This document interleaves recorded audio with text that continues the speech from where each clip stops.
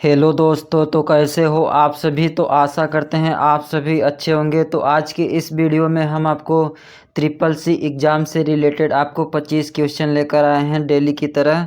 तो आपको बता दें कि आप लोग अगर ट्रिपल सी और ओ लेवल की तैयारी कर रहे हो तो आपके लिए ये वीडियो बहुत ही खास होने वाला है। और आपको बता दें कि जो आपका इसमें कंप्यूटर से रिलेटेड क्वेश्चन लिए हैं, तो आपको बता दें कोई भी एग्ज़ाम हो, जैसे वनडे एग्ज़ाम हो गया आपका, एसएससी बैंकिंग कोई भी एग्ज़ाम हो गया, तो उसमें भी आपका कंप्यूटर से रिलेटेड आपका 1 से 2 क्वेश्चन पूछा जाता है।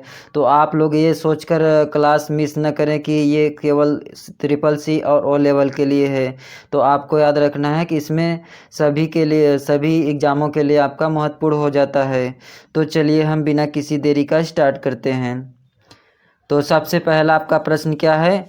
तो सबसे पहला है आपका उबंटू। उबंटू के संस्थापक कौन है।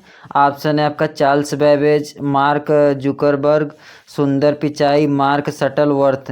तो आपको बता दें जो आपका उबंटू है, उबंटू के संस्थापक कौन है। तो आपको बता दें option number D, mark Shuttleworth. कौन है तो आपको याद रखना है मार्क शटलवर्थ। वहीं पर बात करें कि जो आपका ये मार्क जुकरबर्ग के हैं, किसके संस्थापक हैं। तो आपको बता दें फेसबुक किसके संस्थापक हैं।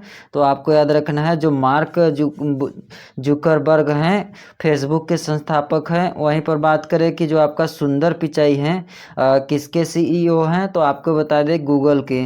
किसके हैं तो आपको बता दें गूगल के जो सीईओ हैं। कौन है सुंदर पिचाई। कौन है सुंदर पिचाई। और वहीं पर बात करें कि जो आपका चार्ल्स बेबेज है, चार्ल्स बेबेज किसके संस्थापक क्या खोज किए थे। तो आपको बता दें जो आपका डिजिटल कंप्यूटर है, डिजिटल कंप्यूटर के आपका संस्थापक कौन माने जाते हैं। तो आपको बता दें चार्ल्स बेबेज। इसमें प्रश्न में क्या पूछा है तो आपको बता दें उबंटू। उबंटू के संस्थापक कौन थे तो आपको बता दें मार्क शटलवर्थ। उसके बाद हम चलते हैं अगले प्रश्नों में। तो अगला प्रश्न क्या है आपका डीवीडी। क्या लिखा है जो आपका डीवीडी होता है कहाँ पे। तो जो आपका डीवीडी होता है इसका फुल फॉर्म पूछा है। तो जो आपका डीवीडी होता है इसका फुल फॉर्म क्या हो जाएगा। ऑप्शन है देख आपका digital value disc, digital versatile disc, dual versatile disc, direct versatile disc. तो जो आपका डीवीडी है, डीवीडी का फुल फॉर्म कौन सा हो जाएगा। तो आपको बता दें इसका राइट आंसर हो जाएगा ऑप्शन नंबर बी। क्या हो जाएगा तो जो आपका डीवीडी है, डीवीडी का फुल फॉर्म हो जाएगा आपका डिजिटल वर्सेटाइल डिस्क। क्या हो जाएगा डिजिटल वर्सेटाइल डिस्क हो जाएगा। उसके बाद हम चलते हैं अगले प्रश्नों में। तो अगला प्रश्न आपसे क्या पूछा है कि मेमोरी का उपयोग मदरबोर्ड पर BIOS स्टोर करने के लिए किया जाता है। तो जो आपका BIOS है किसका स्टोर करने के लिए किया जाता है, किसका उपयोग किया जाता है, रोम का कि रैम का कि कैश का कि उपयुक्त में से कोई नहीं। तो आपको बता दें इसका राइट आंसर क्या हो जाएगा। तो आपको बता दें इसका राइट आंसर हो जाएगा ROM। क्या हो जाएगा ऑप्शन नंबर ए। कौन सा हो जाएगा तो आपको बता दिए जो रोम होता है, रोम मेमोरी का उपयोग मदरबोर्ड पर BIOS स्टोर करने के लिए किया जाता है। और वहीं पर बात करें कि जो आपका रोम है, रोम का फुल फॉर्म क्या हो जाएगा तो आपको बता दें रीड ओनली मेमोरी हो जाएगा। क्या हो जाएगा रीड ओनली मेमोरी। और वहीं पर बात करें कि जो आपका रैम है तो रैंडम एक्सेस मेमोरी हो जाएगा। और जो आपका BIOS है तो BIOS का फुल फॉर्म क्या हो जाएगा तो आपको बता दें बेसिक इनपुट आउटपुट सिस्टम। क्या हो जाएगा तो आपको बता दें बेसिक इनपुट आउटपुट सिस्टम हो जाएगा इसका फुल फॉर्म। तो आप लोग इन तीनों का फुल फॉर्म जरूर याद करके जाइएगा, क्योंकि जो आपका BIOS या कोई भी मतलब कंप्यूटर से रिलेटेड आपका कोई भी फुल फॉर्म होता है उसमें 1 से 2 क्वेश्चन जरूर पूछा जाता है। तो आप लोग इसे अच्छे से तैयार कर लेना। तो जो आपका रोम है रीड ओनली मेमोरी हो जाएगा, RAM का मतलब हो जाएगा रैंडम एक्सेस मेमोरी, BIOS का मतलब हो जाएगा बेसिक इनपुट आउटपुट सिस्टम। तो इसका राइट आंसर हो जाएगा आपका ऑप्शन नंबर ए रोम हो जाएगा। उसके बाद हम चलते हैं अगले प्रश्नों में। तो अगला प्रश्न आपसे क्या पूछा है ASCII का पूर्ण रूप क्या है। तो जो आपका ASCII का पूर्ण रूप क्या हो जाएगा तो सबसे पहले हम देख लेते हैं ऑप्शन। तो ऑप्शन है दिया आपका American standard code for information interface. उसके बाद है आपका abacus standard code for information interface, American standard code for information interchange. इसमें से कोई नहीं। तो जो आपका ASCII का पूर्ण रूप क्या हो जाएगा तो आपको बता दें इसका राइट आंसर हो जाएगा ऑप्शन नंबर सी। क्या हो जाएगा? तो आपको बता दें अमेरिकन, अमेरिकन हो जाएगा standard code for information interchange. क्या हो जाएगा? तो American standard code for information interchange. तो इसका राइट आंसर क्या हो जाएगा? Option number C, American standard code for information interchange. उसके बाद हम चलते हैं अगले प्रश्नों में। तो अगला प्रश्न आपका क्या है? यूपीएस। क्या लिखा है? जो आपका यूपीएस होता है, यूपीएस का पूर्ण रूप क्या है? ऑप्शन है आपका महत्वहीन बिजली आपूर्ति, ऑप्शन बी है आपका निर्बाध बिजली आपूर्ति, ऑप्शन सी है आपका अवांछित बिजली आपूर्ति, ऑप्शन डी आपका इनमें से कोई नहीं। तो इसका राइट आंसर क्या हो जाएगा? तो जो आपका यूपीएस का पूर्ण रूप है, क्या हो जाएगा इसका राइट आंसर? तो आपको बता दें इसका राइट आंसर हो जाएगा ऑप्शन नंबर बी। क्या हो जाएगा? निर्बाध बिजली आपूर्ति। तो आपसे पूछा क्या है? यूपीएस। जो आपका यूपीएस है, यूपीएस का फुल फॉर्म क्या हो जाएगा? तो आपको बता दें यूनाइटर रूपीटेबल आपका पावर सप्लाई। क्या हो जाएगा? जो आपका यूनाइटर हो जाएगा रूपटेबल पावर सप्लाई हो जाएगा। तो आपको इसे अच्छे से याद करना। जो आपका यूपीएस है, यूपीएस का फुल फॉर्म क्या हो जाएगा? यूनाइटर रूपटेबल, उसके बाद पावर सप्लाई हो जाएगा। तो आपको इसे अच्छे से याद कर देना है। उसके बाद हम चलते हैं अगले प्रश्नों में। तो अगला प्रश्न आपसे क्या पूछा है? लिनक्स किस प्रकार का सॉफ्टवेयर है? जो आपका लिनक्स है, लिनक्स आपसे पूछा है कि लिनक्स आपका किस प्रकार का सॉफ्टवेयर है। ऑप्शन है आपका system software, open source software, open source software, उपरोक्त सभी। तो आपको बता दें इसका राइट आंसर क्या हो जाएगा? तो जो आपका लिनक्स है, लिनक्स किस प्रकार का सॉफ्टवेयर है? तो आपको बता दें कि लिनक्स आपका हो गया सिस्टम सॉफ्टवेयर भी है, उसके बाद आप ओपन सोर्स सॉफ्टवेयर भी है, और उसके बाद बात करें कि लिनक्स जो है एक ऑपरेटिंग सिस्टम भी है। तो आपको बता दें इसका राइट आंसर हो जाएगा उपयुक्त सभी। उसके बाद हम चलते हैं अगले प्रश्नों में। तो अगला प्रश्न आपसे क्या पूछा है? दुनिया का पहला इलेक्ट्रॉनिक डिजिटल कंप्यूटर कौन है? तो आपसे प्रश्न क्या पूछा है? तो दुनिया का पहला आपका इलेक्ट्रॉनिक डिजिटल कंप्यूटर कौन है? ऑप्शन है आपका यूनिवैक, एबेकस, एनियाक, इनमें से कोई नहीं। तो जो आपका दुनिया का पहला कंप्यूटर इलेक्ट्रिक डिजिटल कंप्यूटर कौन सा हो जाएगा? तो आपको बता दें इसका राइट आंसर हो जाएगा ऑप्शन नंबर सी। क्या हो जाएगा?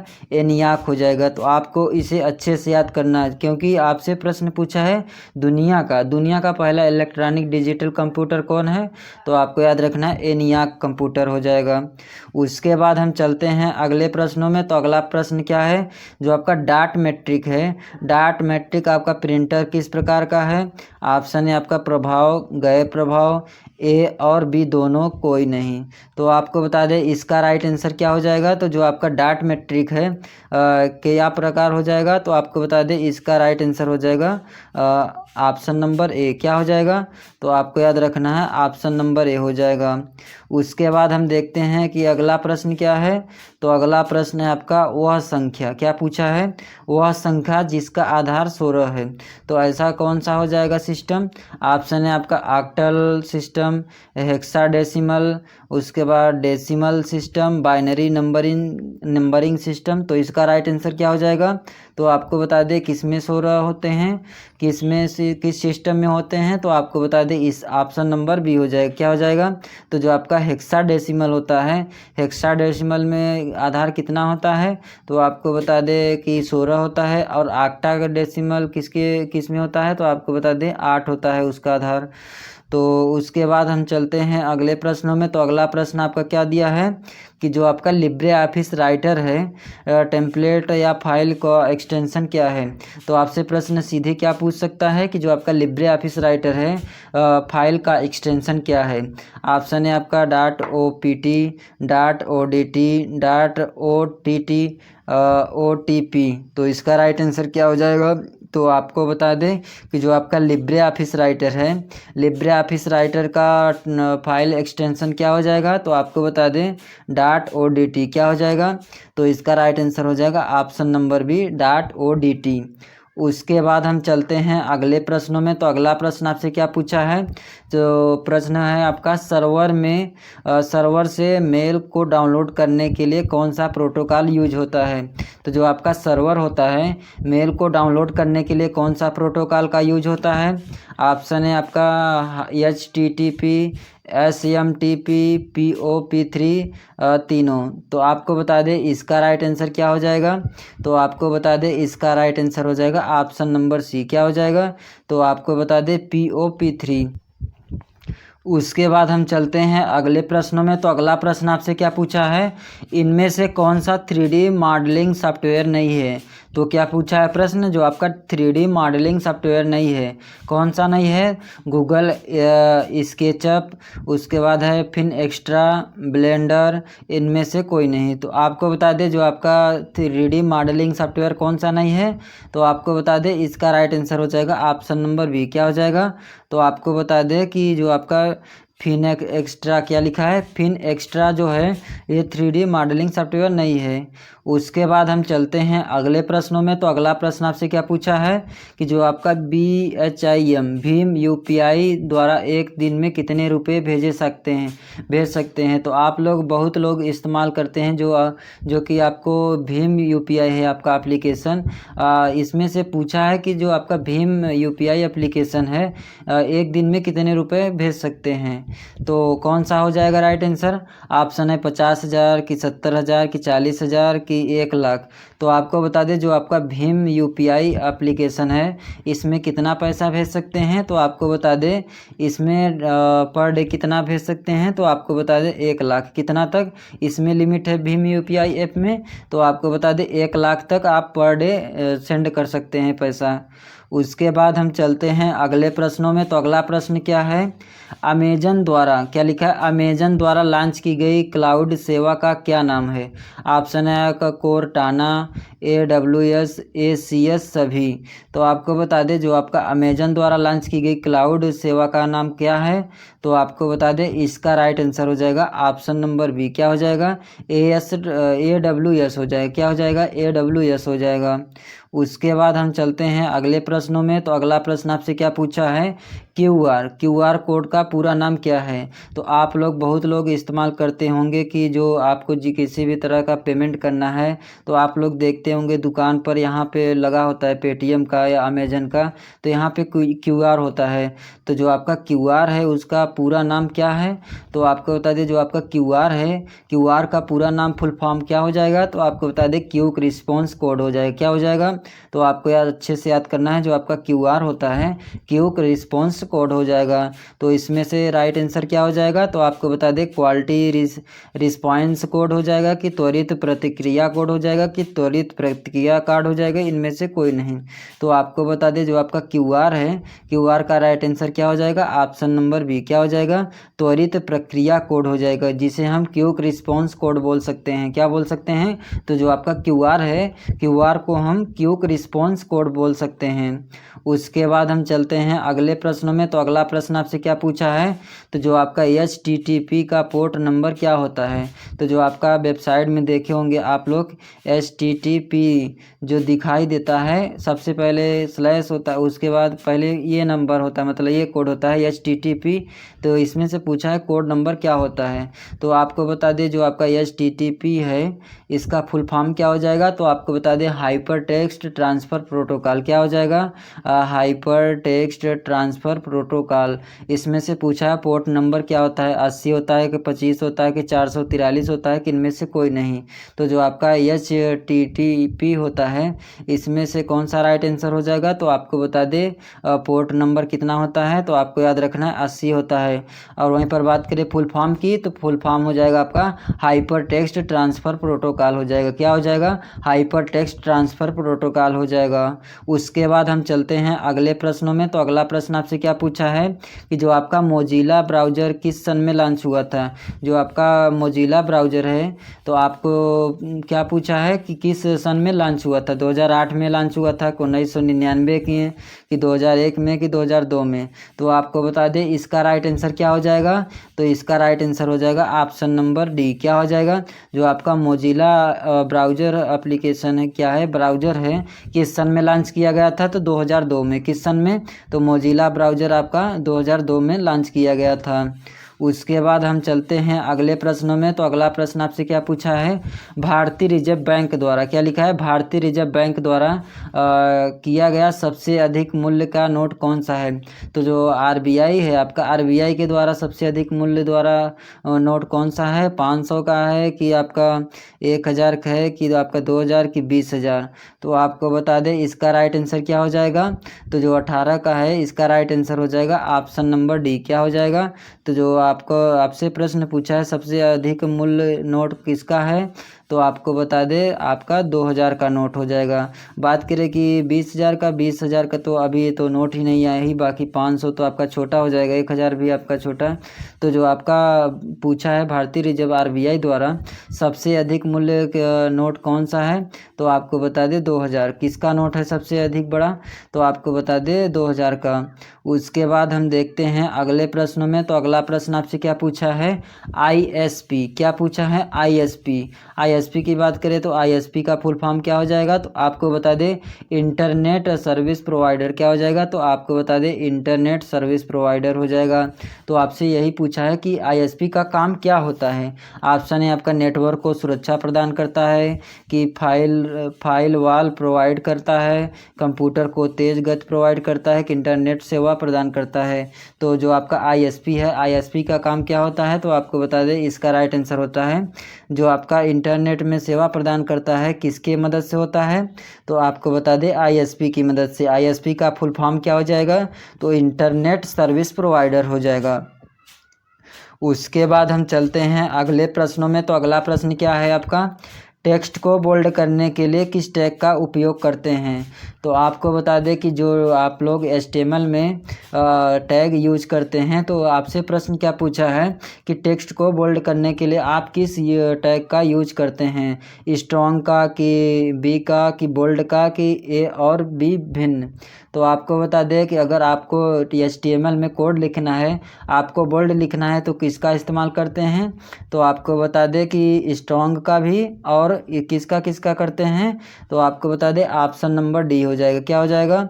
तो जो आपका ऑप्शन स्ट्रॉन्ग है, स्ट्रॉन्ग का मतलब क्या होता है, और क्या बोलते हैं बी का मतलब? बी का मतलब होता है आपका बोल्ड, और स्ट्रॉन्ग का मतलब होता है एकदम सेम टू सेम आपका, जैसे बोल्ड होता है, बोल्ड के लिए कोड होता है बी टैग, उसी तरह होता है आपका स्ट्रॉन्ग टैग। तो जो आपका दोनों ए और बी हैं, दोनों सेम बोल्ड करने के लिए आपका इसी टैग का यूज होता है। तो इससे का राइट आंसर क्या हो जाएगा? ऑप्शन नंबर डी, ए और बी दोनों। उसके बाद हम चलते हैं अगले प्रश्नों में। तो अगला प्रश्न है आपका लिब्रे ऑफिस इम्प्रेस। क्या लिखा है? जो आपका लिब्रे ऑफिस इम्प्रेस है, स्लाइड को वर्तमान स्लाइड से प्रारंभ करने के लिए किस शॉर्टकट कुंजी का उपयोग करते हैं? तो जो आपका लिब्रे ऑफिस इम्प्रेस है, उसमें स्लाइड को वर्तमान स्लाइड से प्रारंभ करने के लिए शॉर्टकट कुंजी क्या है? तो आपको बता दें इसका राइट आंसर क्या हो जाएगा? तो सबसे पहले हम देखते हैं F6, F5, shift F5, Alt F5। तो इसका राइट आंसर क्या हो जाएगा? तो जो आपका शॉर्टकट कुंजी हो जाएगा कौन सा हो जाएगा? Option number C. तो आपको इसे अच्छे से याद करना है, शिफ्ट प्लस F5। क्या हो जाएगा? शिफ्ट F5 हो जाएगा, जो कि आपका वर्तमान स्लाइड से लेकर प्रारंभ तक के लिए कौन सा करते हैं शॉर्टकट की? तो आपको बता दें शिफ्ट F5। उसके बाद हम चलते हैं अगले प्रश्नों में। तो अगला प्रश्न आपसे क्या पूछा है? म्यूचुअल फंड की शुरुआत सबसे पहले किस बैंक ने की थी? जो आपका म्यूचुअल फंड है सबसे पहले किस बैंक ने की थी? ऑप्शन है आपका PNB, UCO bank, SBI, Aryavart bank. तो कौन सा बैंक का राइट आंसर हो जाएगा? तो आपको बता दें इसका राइट आंसर हो जाएगा SBI। कौन सा बैंक हो जाएगा? तो जो आपका SBI बैंक है, SBI बैंक आपको जो म्यूचुअल फंड है, म्यूचुअल फंड की शुरुआत किस बैंक ने की थी? तो आपको बता दें SBI बैंक ने। उसके बाद हम चलते हैं अगले प्रश्नों में। तो अगला प्रश्न आपसे क्या पूछा है? तो पूछा है आपका भारत के बैंकों में इंटरनेट की शुरुआत किस वर्ष हुई? तो जो आपका भारत के बैंक के इंटरनेट की शुरुआत किस वर्ष हुई थी? ऑप्शन है आपका 1994 में, 1995 में, 1996 में, 1998 में। तो जो आपका इंटरनेट की शुरुआत हुई थी भारत के बैंक में, तो आपको बता दें इसका राइट आंसर क्या हो जाएगा। तो आपको बता दें 1996 में। कब स्टार्ट हुआ था आपका इंटरनेट सेवा, तो आपको बता दें 1996 में। उसके बाद हम चलते हैं अगले प्रश्नों में। तो अगला प्रश्न आपसे क्या पूछा है कि टेलीग्राम ग्रुप में हम सबसे ज़्यादा कितने लोगों को जोड़ सकते हैं। जो आपका टेलीग्राम ग्रुप है कौन सा, तो आप लोग टेलीग्राम बहुत यूज करते हैं, जो कि आप लोग यूज किसी भी चैनल से आप लोग जुड़े होंगे, तो जो आपका ग्रुप होता है, ग्रुप अलग होता है, चैनल अलग होता है। तो जो आपका ग्रुप होता है उसमें मेंबर दिखाई देते हैं। तो बात करें कि जो आपका टेलीग्राम ग्रुप है उसमें आपका पूछा है प्रश्न सबसे ज़्यादा कितने लोग जुड़ सकते हैं। तो जो आपका ग्रुप होता है टेलीग्राम ग्रुप में कितने मेंबर जुड़ सकते हैं, तो आपको बता दें इसका राइट आंसर हो जाएगा 2 लाख। कितना हो जाएगा, ऑप्शन नंबर डी क्या हो जाएगा। तो जो आपका ग्रुप होता है टेलीग्राम का उसमें सबसे ज़्यादा कितने मेंबर ऐड कर सकते हैं, तो आपको बता दें 2 लाख। 2 लाख से अधिक आपका मेंबर नहीं ऐड कर सकते हैं ग्रुप में। उसके बाद हम चलते हैं अगले प्रश्नों में। तो अगला प्रश्न आपसे क्या पूछा है, क्या लिखा है IECT। जो आपका IECT का पूर्ण रूप क्या है, तो सबसे पहले हम ऑप्शन देख लेते हैं। तो ऑप्शन है आपका एकीकृत इलेक्ट्रॉनिक एंड संचार प्रौद्योगिकी, सूचना इलेक्ट्रॉनिक और कंप्यूटर प्रौद्योगिकी। ऑप्शन सी दिया आपका सूचना इलेक्ट्रॉनिक और संचार प्रौद्योगिकी। ऑप्शन डी दिया आपका कोई नहीं। तो जो आपका IECT है, IECT का फुल फॉर्म क्या हो जाएगा, तो आपको बता दें कि इसका हो जाएगा full form information electronic and combination technology. क्या हो जाएगा, तो आपको इसे अच्छे से याद करना है। जो IECT है इसका फुल फॉर्म हो जाएगा information electronics and communication technology. तो इसका राइट आंसर क्या हो जाएगा, तो आपको बता दें इसका राइट आंसर हो जाएगा कौन सा, तो आपको बता दें कि सूचना इलेक्ट्रॉनिक्स और संचार प्रौद्योगिकी। कौन सा हो जाएगा, तो ऑप्शन नंबर सी क्या हो जाएगा। तो आपको बता दें सूचना इलेक्ट्रॉनिक्स और संचार प्रौद्योगिकी। अब वहीं पर बात करें कि इसका फुल फॉर्म अंग्रेजी में क्या होगा, तो information electronics and communication technology. तो दोस्तों आज के इस वीडियो में हम आपको टोटल 25 क्वेश्चन लेकर आए थे, जिसमें से हम आपको बता दें कि डेली की तरह हम आप लोगों को 25 क्वेश्चन आज फिर लेकर आए थे, जिसमें से हम आपको 25 के 25 क्वेश्चन को बताए हैं। तो आपको बता दें कि आपको कुछ भी जानकारी मिला होगा, आपको इस वीडियो के माध्यम से कुछ जानकारी मिला होगा, तो आप लोग वीडियो को लाइक कर देना और ज़्यादा से ज़्यादा अपने दोस्तों में इस वीडियो को शेयर ज़रूर कर देना।